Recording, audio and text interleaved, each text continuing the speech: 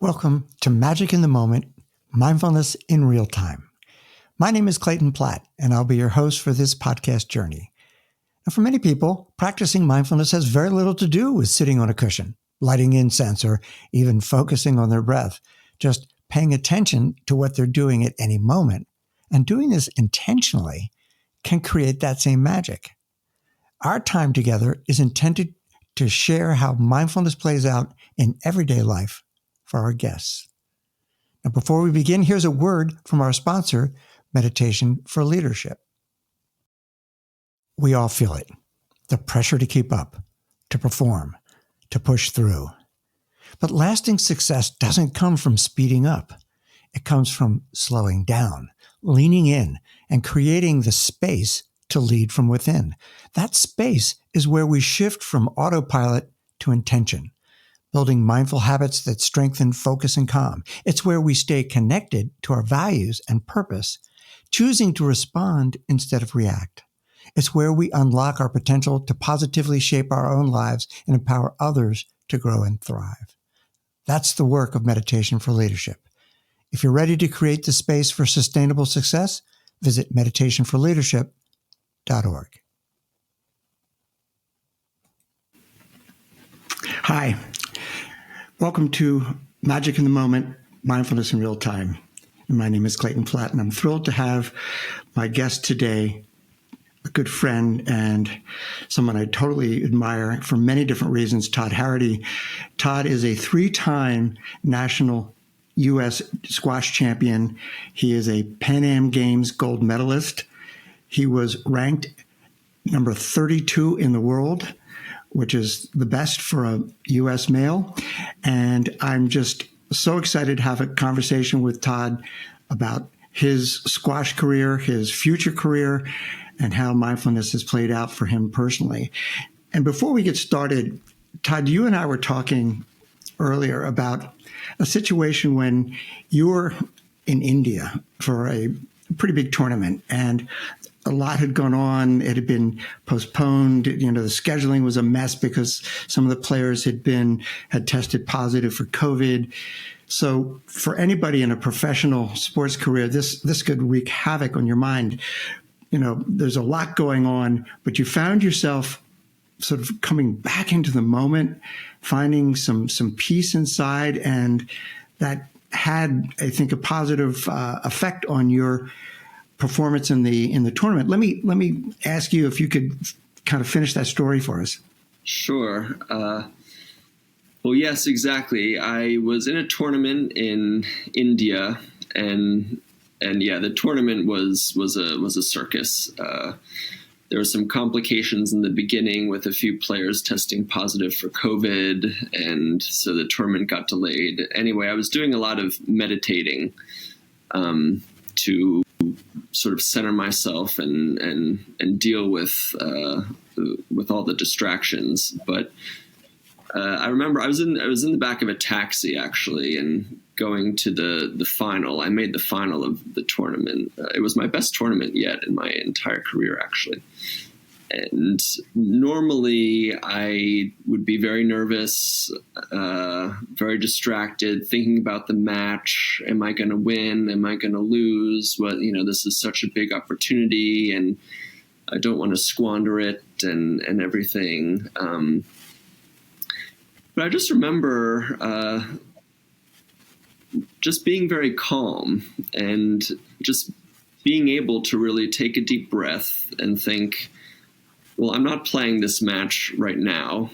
I'm in the back of a taxi right now, and I'm in India, in Chennai, a new city that's very different from where I'm from. And this is where I am right now. So I remember just looking out the window and, watching the people go about their lives, and no one is thinking or caring about my match. And I just remember being very calm. And really that whole day from then on, I did a great job of staying in the present. And whenever my mind got distracted and started thinking about the outcome of this match, I was able to just come back into my body and the moment, really.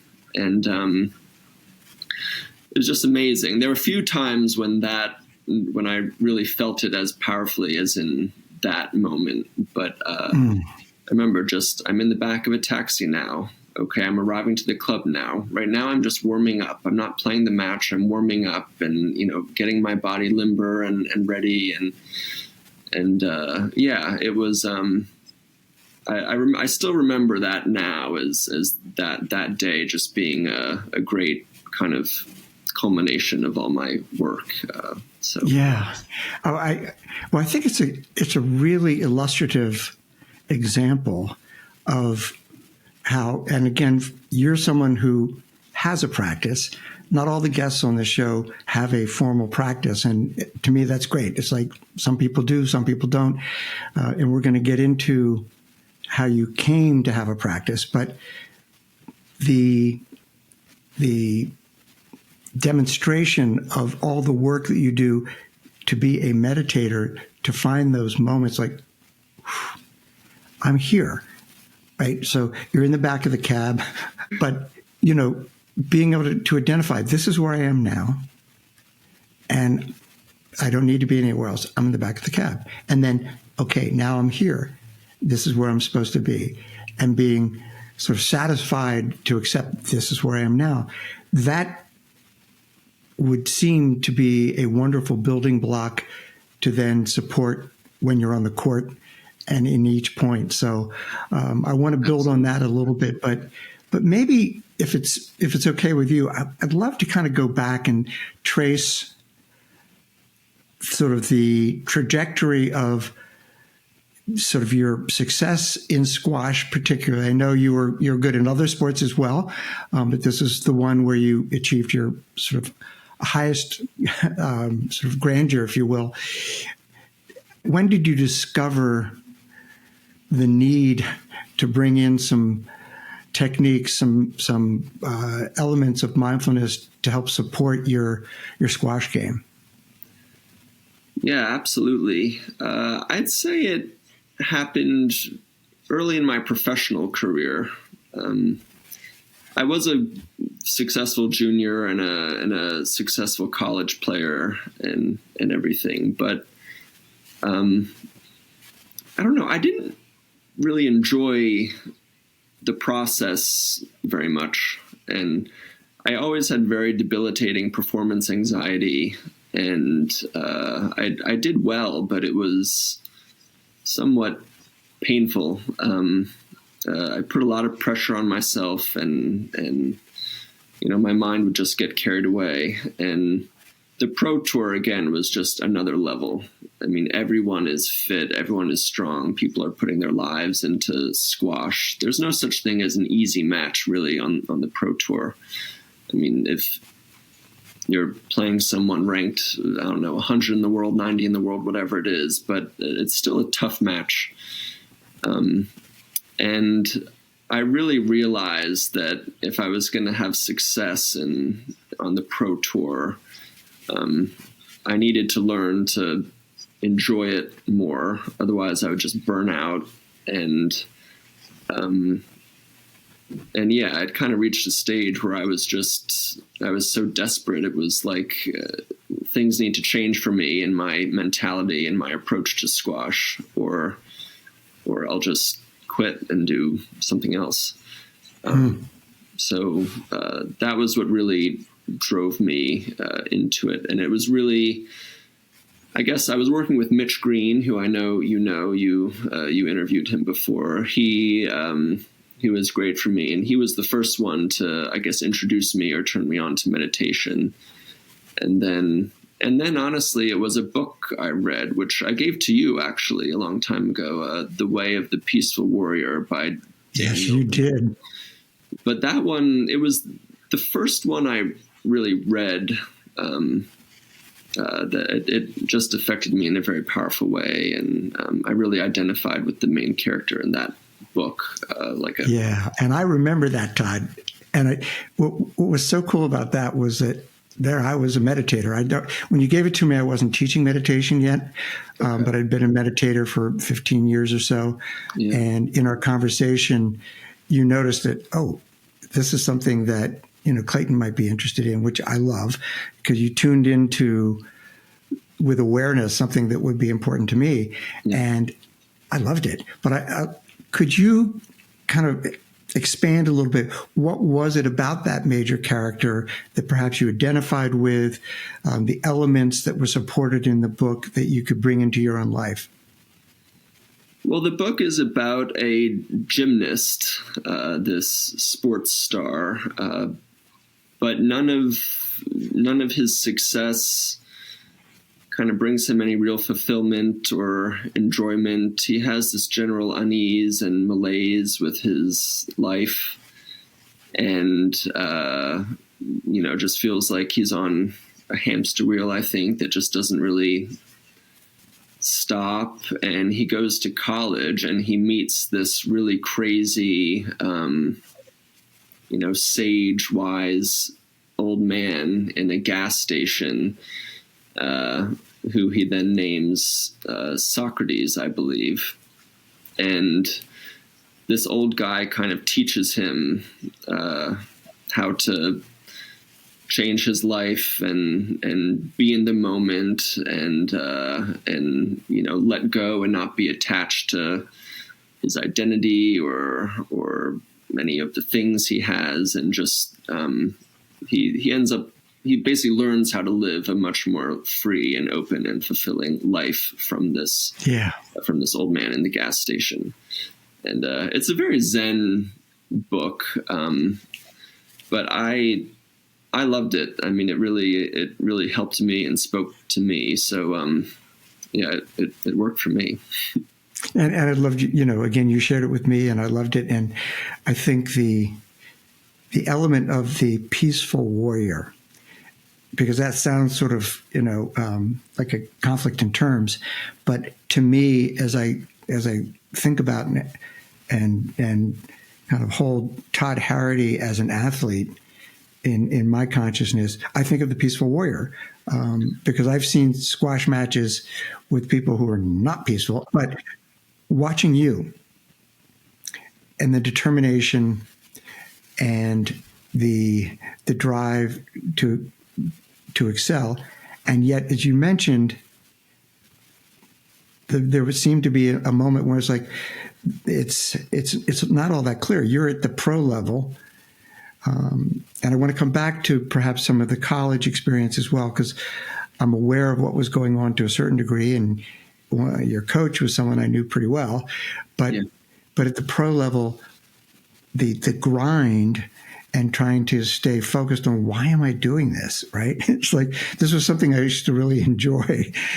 So that kind of working through, and how the mindfulness elements, the practice, helped you sort of navigate that and settle into, I guess, a sense of peace around it. Yeah, definitely. Well, I think when something becomes your job, I think it's easy for some of the joy to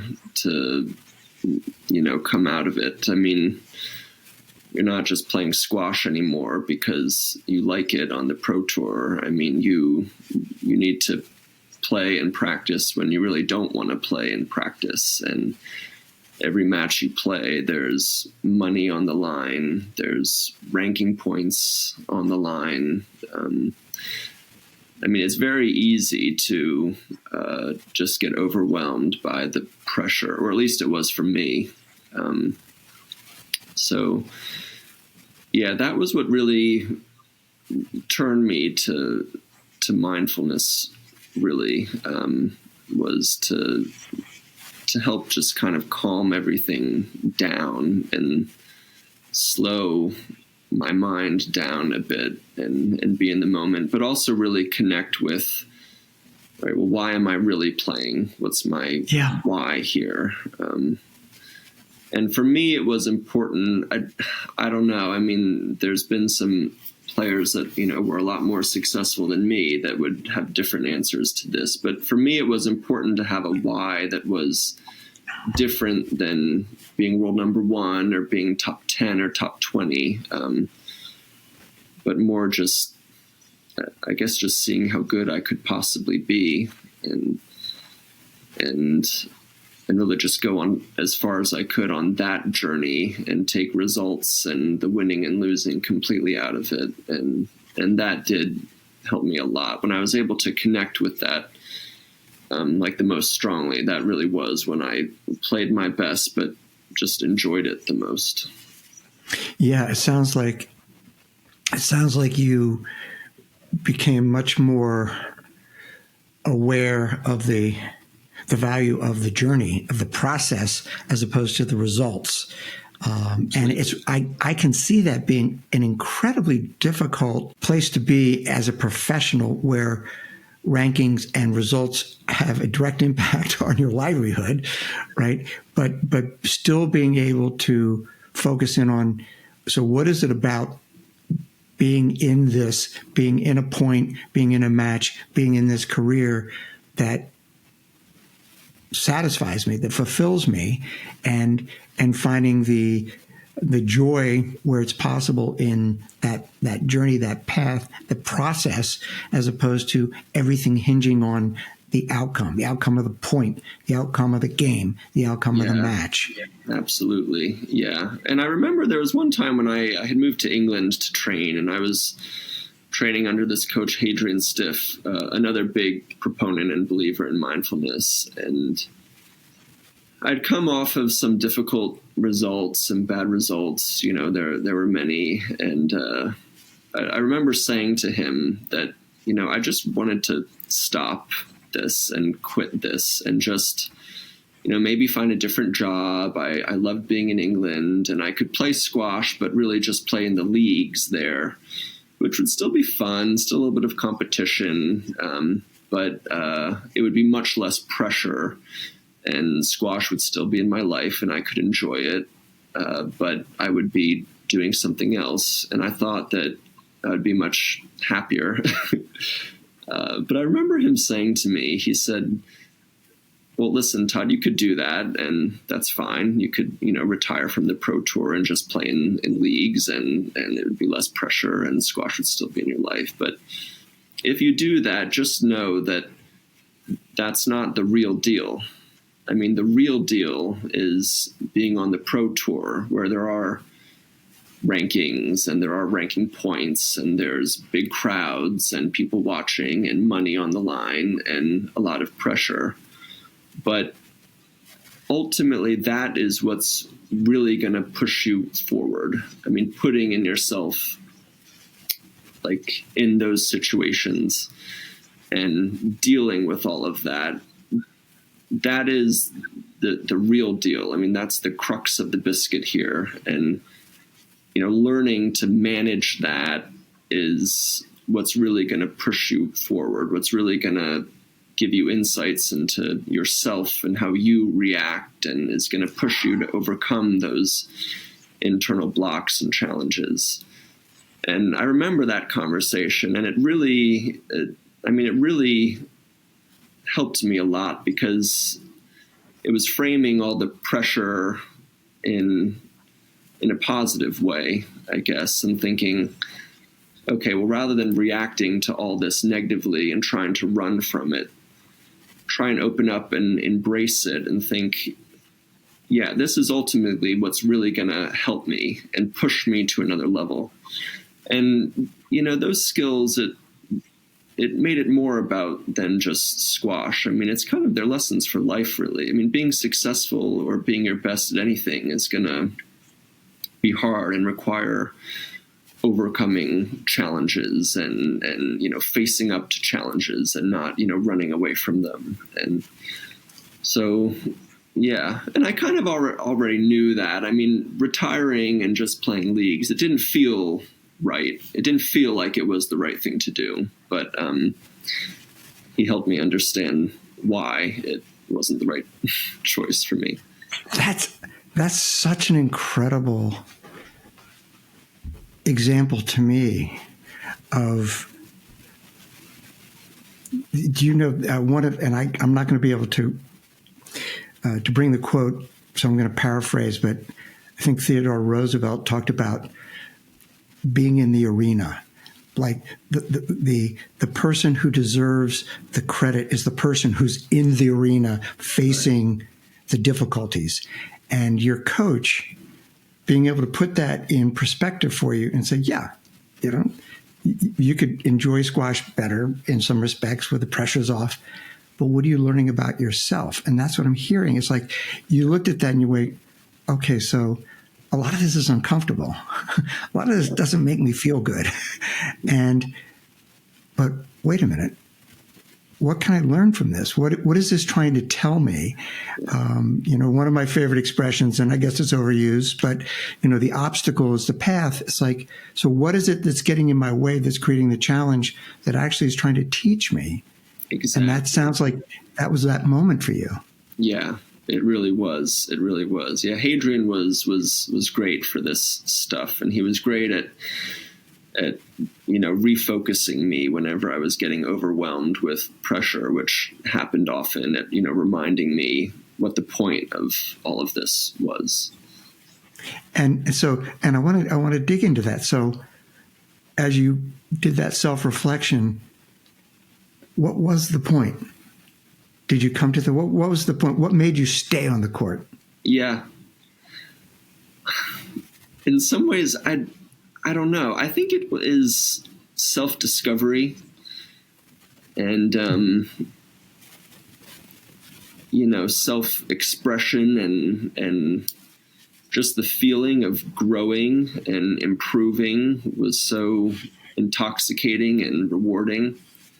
I mean, it is one of the things that I miss now about the tour is, there's no feeling greater than winning a match, a tough match, and it's a challenge, it's a grind, you're distracted, there's a referee and crowds and things coming at you, but you were able to just stay inside the four walls and figure out the puzzle or this obstacle that was in front of you, and you succeeded, and you really feel like you've reached another level of, I don't know, self-discovery, I guess, maybe of self-confidence, of self-belief. And that's really what it was about, I think, just kind of growing, improving, knowing myself better. And you kind of find that you have strengths that you didn't know you had. And all that was just very rewarding. Yeah. And I think that you and I had talked about when you were doing some work with Mitch Green at Green Psych and the issue of mind chatter, right? And every human being has mind chatter. So not just professional athletes, but everybody has it. And being able to hear those voices, which are in your ear, trying to actually, as I've discovered, and I think this has been shown through research, it's really trying to protect you. Mind chatter is really trying to keep you out of pain, right? But being able to hear that and determines like, okay, thank you for your efforts to try to preserve me, but I'm getting back into the fire. Yeah. Thanks, right? But no thanks. Yeah. Thanks, but no thanks. And then, were there any specific techniques, again, in that moment, to reframe that? In the moment in a match, my techniques were always to focus on my body, and the breath, really, because the breath is always happening right now. And so it was even like, can I feel the air going through my nose and out my mouth? Can I take a deep breath and feel that in my belly kind of expanding and contracting? That was one technique. I know for me, even just, really feeling the floor beneath my feet and everything, and focusing on that sensation and, being grounded. So I always had tips like that. Things would change before each match. I would often pick one thing to focus on, and that would be my anchor. that would be my anchor to bring me back into the moment when I started thinking about winning, about losing, about a bad call from the referee, about my opponent, blocking me or doing something that annoyed me or anything, just coming back to my anchor. And also just really carefully watching the ball. And I mean, they're simple things, but for me, that was really what worked the best. Well, that makes so much sense. And it's something, again, those are techniques that any human being can use, and that's, to me, there's mindfulness in real time. It's like I'm in the midst of this, and I'm going to find the anchor that draws me back, that allows my focus to, I'm choosing. This is where I'm looking at the ball, or I'm feeling my breath before the serve, so that I'm not going into, I need to hit down the line, I need to cross court. Just let that happen. Yeah. Right. And, thinking about that the instances, I remember talking to you, and this may be apocryphal, so correct me if this is just a memory that I developed on my own. But I remember talking to you somewhat early on about, you mentioned referees, but opponents who would, I guess a referee in a pro match, you're going to have a referee who's going to see everything, but someone who's like, claiming the ball bounced twice, or hitting it when it had bounced twice, and just pretending that the ball was still in play. And I remember you saying, it's like, I just can't do that, right? It's important to win the point. Now, I may be making this up, but I had that feeling that we had that conversation. It was something for you. There was some authenticity about, look, if the ball bounces twice, I'm calling down. Well, I remember with Mitch Green kind of going over, what were my values. And I mean, one thing for me was just honesty, not just on court, but even, honesty off the court, and being who I am, and everything. And, I mean, look, on the pro tour, there's all sorts of things that happen. And I mean, people come from all different backgrounds. They're taught in different ways, and but I found for me, if I ever did something like that, like picked up a ball that bounced twice, I mean, that bothered me. I just felt that wasn't me. That violated one of my values. And so it actually would distract me more than help me. And, to really go far on the pro tour or in anything, I mean, no one really gets there by cheating. I mean, you have to really genuinely just be a great player that performs under pressure and responds well to challenges and shows up when you don't feel like it, and all that. So I guess that's how I viewed it.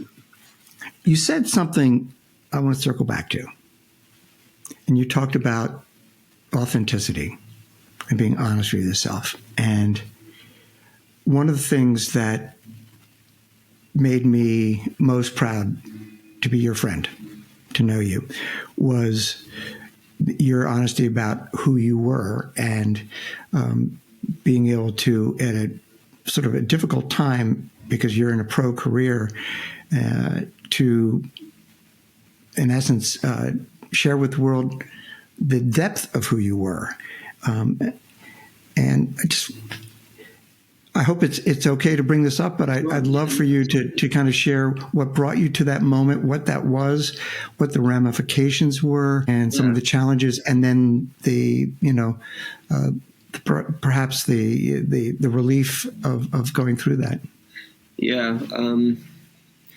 I mean, I knew that I was gay by the time I went on the pro tour after university and everything. And I am a private person, and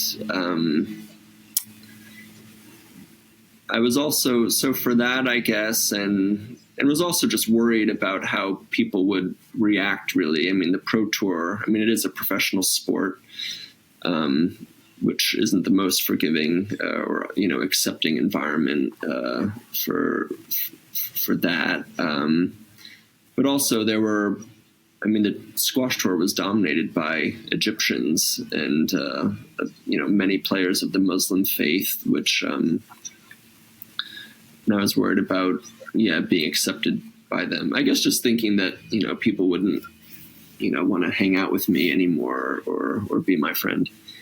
But over time, I just found that I wasn't authentic and honest, and I was, if in certain situations or conversations would come up, someone would ask me who I'm seeing, what I'm doing, and I would just lie or have my strategies for just deflect. But I found that it was harmful. It's not really conducive to friendships and stuff if you're constantly hiding a part of yourself.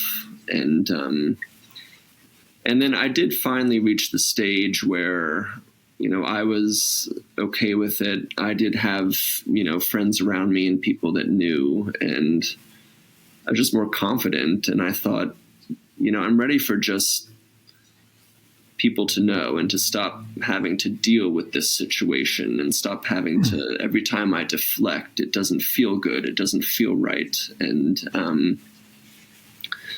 so when I was 27, I was thinking about how best to handle this and, sought some advice and actually what, they came back with was basically, to kind of deal with this in the most clean and quick way and have it be, over with as soon as possible was to, actually just make a post, make a little announcement. And I'm not famous. It's not like the whole world would see it, but the squash community would. And my friends in the squash world that knew and had big profiles could just share it, and then it would be done and over with. And I was terrified at the time, but that's what I did, and it all worked out fine. And I'm glad I did it. It put an end to the situation. Not right away. I had to adjust a little bit to the public nature of it, I suppose, but honestly, within a few days, no one cared anymore, and it was over with. And then I just got on with living my life. And, no one's really thinking about us and our problems as much as we are. So it's funny, like a secret that you've kind of dealt with and has been such a difficult thing for you, and then you realize that, I don't know, no one really no one cared quite as much as I thought that they did, which is, in retrospect, was a good thing. Yeah. And I just again, to put this in perspective, it wasn't just that you were making this announcement, but no one else on the pro squash court, but no one, it was the first time anybody had sort of come out. And so it was important for you individually, but it was an environment, as you mentioned, with a lot of different nationalities, a lot of whom were from the Middle East, and, the potential backlash on that. But so I bow to the process that you went through, to making sure that you were being true to your authentic self, and also noticing, this is, to me, pretty important, noticing all the wasted energy that goes into covering. Big thing. It was just taking up so much mental space, and I was thinking about it a lot.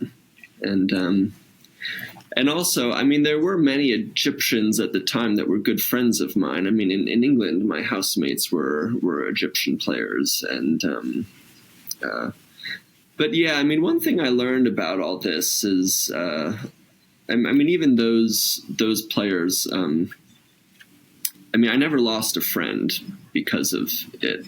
I can't think of a single friend that I lost. And And I know, I mean, some of the Egyptians didn't, they, because of their, religion and background, they felt they couldn't support me publicly, but they all did privately, actually. And they were all, fine with it. They remained my friends. If anything, we became better friends because of it. And that was the main thing I cared about. I mean, I didn't really want to be a poster child for anything. It wasn't something, I know, we're talking about it here, but it wasn't something I wanted to be, I wanted to do lots of interviews or whatever. I just wanted to live my life and be myself. And, These days, and I think about this a lot, it's like, you didn't necessarily want it part of your bio. Right. No, I didn't. I didn't want it part of my bio. And I love that. It's like, for some people that would have been huge. It's like, I need this. This is my identity. And for you, it's like, well, it's a subtle part of my identity, but it's I am who I am. And I love the fact that you mentioned, the players supporting you and maybe doing it quietly because it's still publicly, it wasn't acceptable for them, but they knew. It's like, and they're probably thinking to themselves, man, I couldn't do that. Right. Wow. So very cool. And I appreciate that and the ability to kind of chat about it here. If we can, I want to go back in the Wayback Machine. I'm not going to go back to the Episcopal Academy, but that would be fun. But I'm more interested in the experience at Princeton. Mm-hmm. And one of the things that I was remembering was, so you were number one on the Princeton team for 4 years, right? Yes. That in and of itself is amazing because at the collegiate level, Princeton was in the top 2 or 3 every single year. So if you're number one on one of the top 3 teams in the country, that's phenomenal. But also, I wanted to kind of talk about, you led Princeton to a national championship at a time when this other college team seemed to be dominating. And I happen to have some family associated with Trinity College. Yeah. And I bowed to them. So when you won, what was that feeling? I mean, when the tide turned, because this was like a huge deal. Yeah. Well, yes. So we won the national championship. Definitely having it being hosted at Princeton helped us big time. That definitely gave the team a lot of energy and because we had lost matches during the season, but we were undefeated in our house. That's what Bob Callahan always said. And going into that match, remember, guys, we're undefeated in our house. And I remember that match. I was actually it was a couple other players, Kelly Shannon and Dylan Ward, and myself were going into the final shift. And because the matches were played in 3 shifts, so first 3 matches, and then the next shift of 3 matches, and then us as the last shift. And I remember going in, trying to not think about the score, but at the same time, how can you not? But we did know that the 3 of us had to win in order for us to win the match. And I miss those college days because it was great being a part of a team and feeling like you're a part of something that's bigger than yourself. Squash is an individual sport, but I want to win for my teammates too. And we did go and win those last 3 matches. And so we won the final match 5-4. And, my biggest thing actually is I remember the reaction of Bob Callahan, and he was literally in tears. And, it was just, pandemonium, and everyone, college sports is great for that. Our friends are there watching, everyone's excited. But it just really, I remember Bob Callahan just being in tears because, he was, so I just really realized how much this really meant to him and how much his heart and soul was really in this. And that was a really special moment for me. Here's the thing that I remember. Paul Asiante, the Trinity coach, who's, I think, revered in godlike circles for what he accomplished at this little D3 college in Hartford, Connecticut, and that incredible record, which I don't think in any other sport has ever been accomplished by anyone, but winning, I wish I had the number, but 200 or so straight matches and 13 straight national championships. He spoke at Bob's funeral. Yes. Because they were good friends. And he said, Bob was speechless to him after that match because he was used to being in second place. Right. And he said he was the most gracious loser he had ever met. And when I say loser, just at that level. Right. So he had lost these matches that were so close, like we talked about before, where Princeton had it in his hand and lost. But he didn't almost know what to say. So you say he was in tears. This was everything to him. But when they met after the match, Bob was speechless because he wasn't prepared for that moment. And there was a grace around that. Yeah. And I think that, to me, that's a beautiful thing. And I loved that Paul appreciated that so much. And when Bob was going through his brain cancer, Paul was there every day. You know, his biggest rival was there every day. Yeah. So that to me is a beautiful part of that relationship.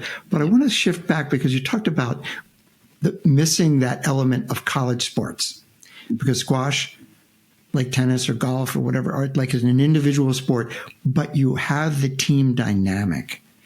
And how does that play both from a positive and maybe sometimes negative aspect in terms of mind chatter, right? So the pressure on you not only to win for you, but this may be a match that is important to the team. Do you remember elements of that? Well, yeah, absolutely.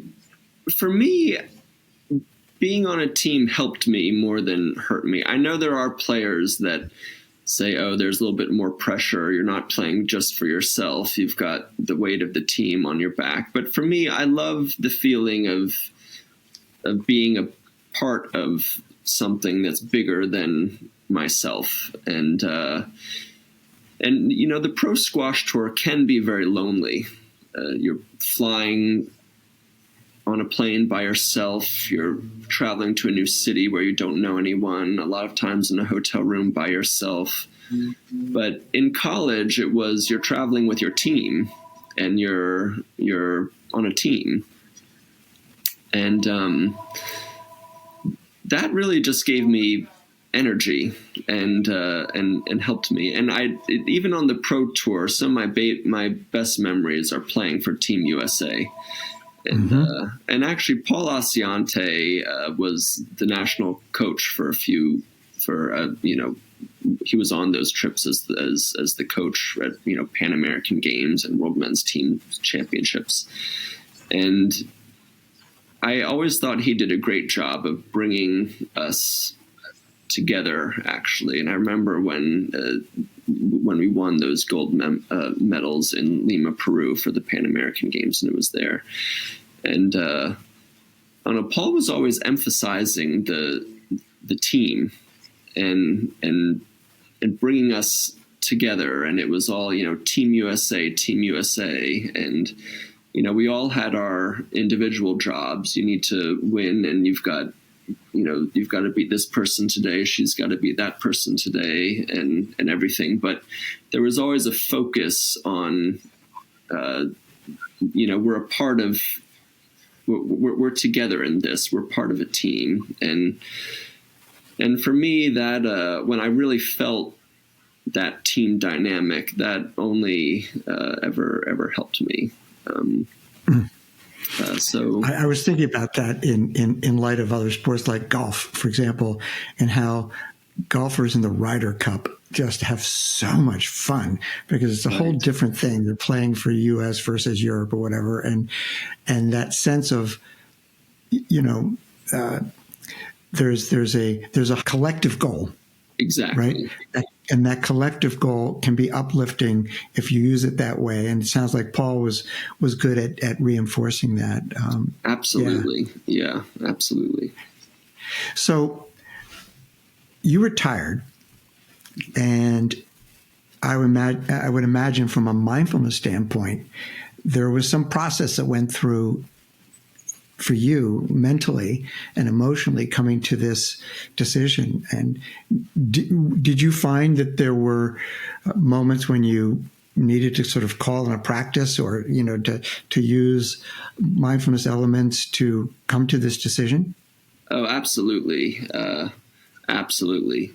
I mean, stepping away from squash was very difficult because it's been my life for so long and a big part of my identity. And still is to a certain extent. I mean, I get introduced as Todd Harrity. He was, big squash star, one of the best American players. One of the best on the men's side, and this and that. And you kind of internalize that. I mean, I did all sorts of things to help me help me deal with that. I mean, one is I remember just kind of practicing introducing myself and talking to someone and explaining who I am and my interests, but not mentioning squash at all.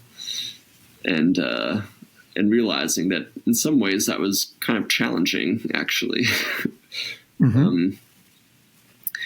But yeah, I think definitely mindfulness is how I used it, was just connecting more with, who I am is not what I do.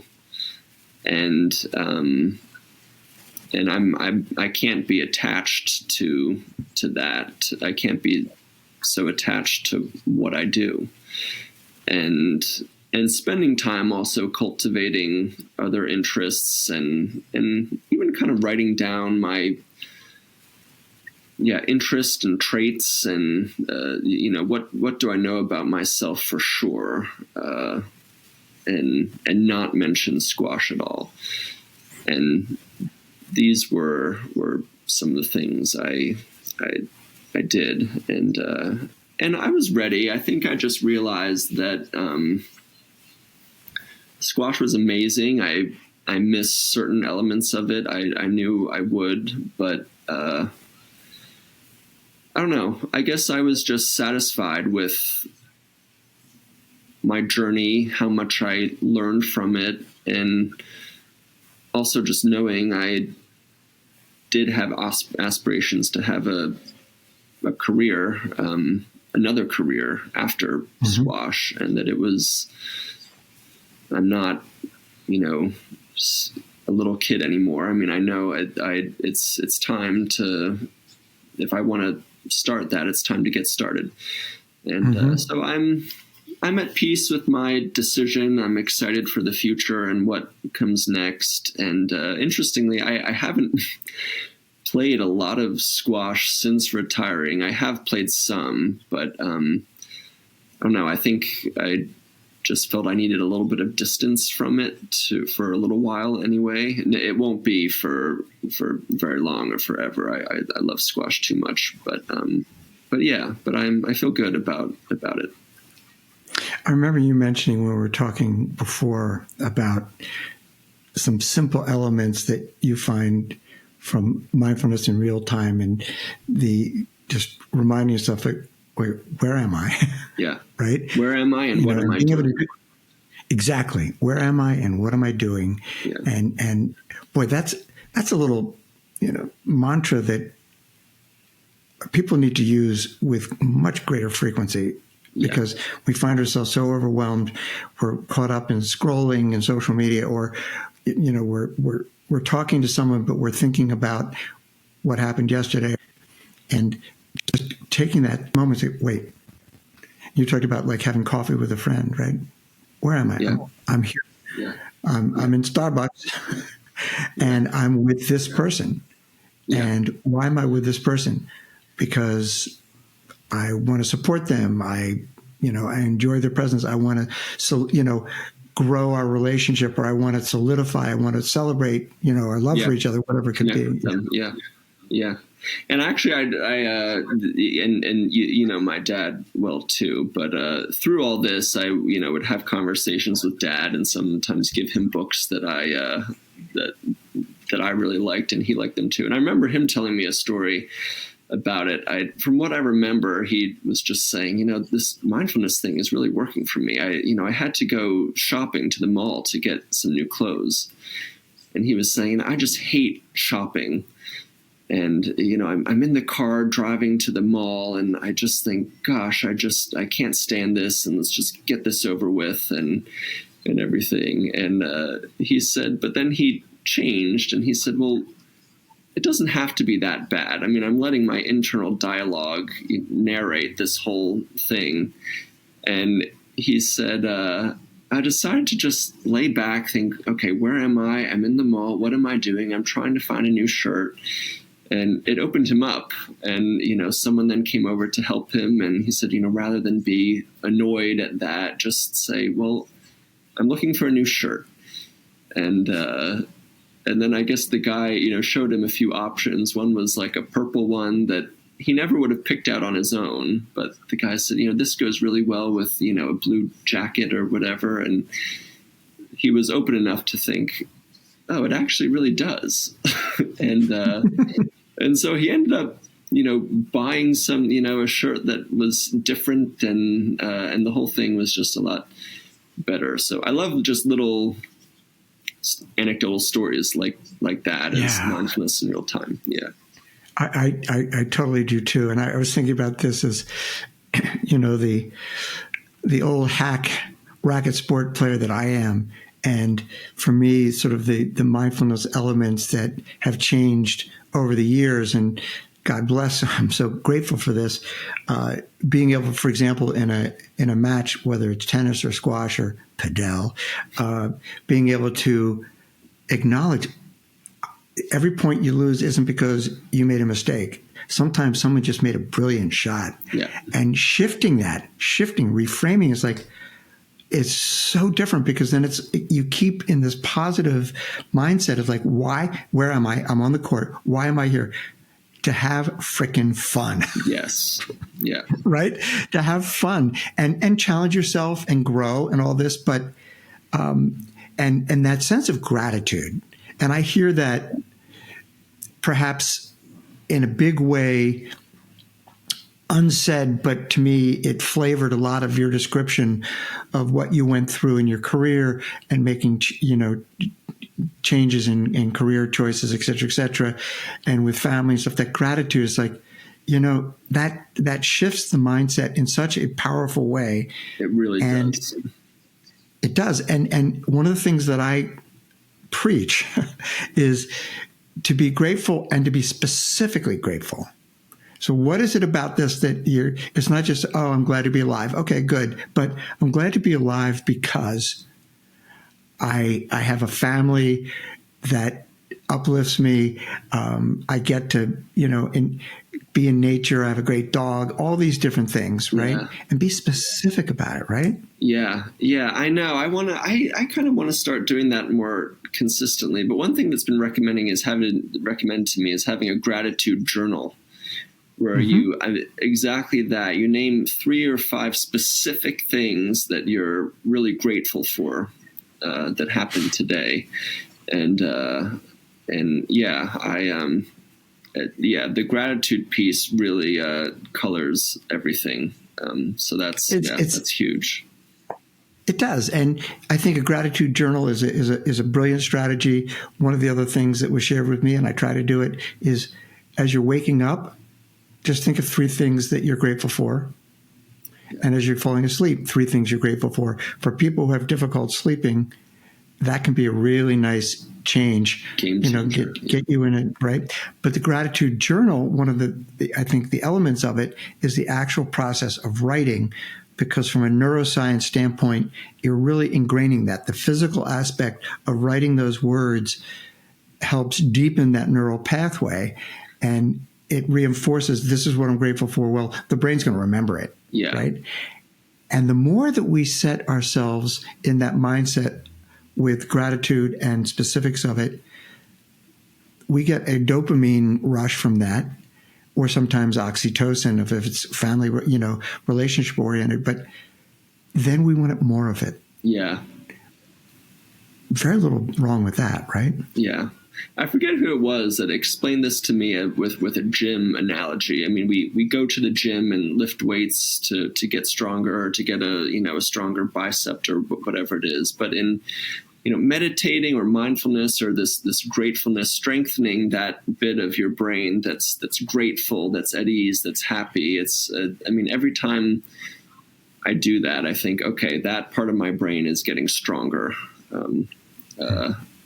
That's getting more blood flow. That's getting stronger and really improving my outlook and my positivity and also the big motivator I've realized for me in mindfulness is when I'm constantly reminding myself that I'm not just doing it for me. I want to be a better son. I want to be a better friend. I want to, be a better brother, and I want to be able to support the people that I care about, and be kind of a force of positivity for those around me, and for me that's a bigger motivator. I'm the most unhappy when I'm just consumed with myself, and I'm happiest when I'm thinking about others. So that's one thing one of the things I've learned for sure from all this.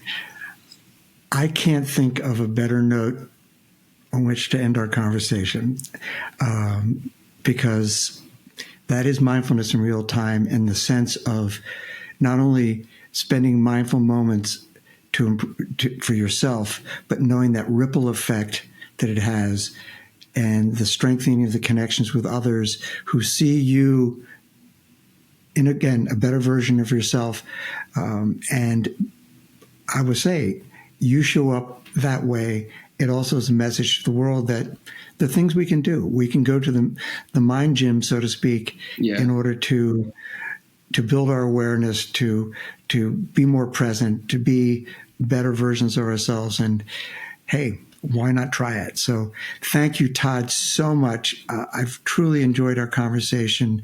I'm grateful for our relationship. I'm looking forward to following your career as you go off to business school in France, which I think is fabulous. We didn't get into the discussion about that, but perhaps we'll have to have a follow-up episode en français. Yeah, but en français, exactement. Okay. Thank you so much, Todd. Thank you so much, Clayton. Yep. As always, I want to thank our guests today for sharing their stories, as well as my producer, Marianne Sanders, for all her work behind the scenes, and finally for the support of my friends at Meditation for Leadership through their sponsorship. Until next time, this is Clayton Platt reminding you to look for those moments of magic in your life that lead to mindfulness in real time.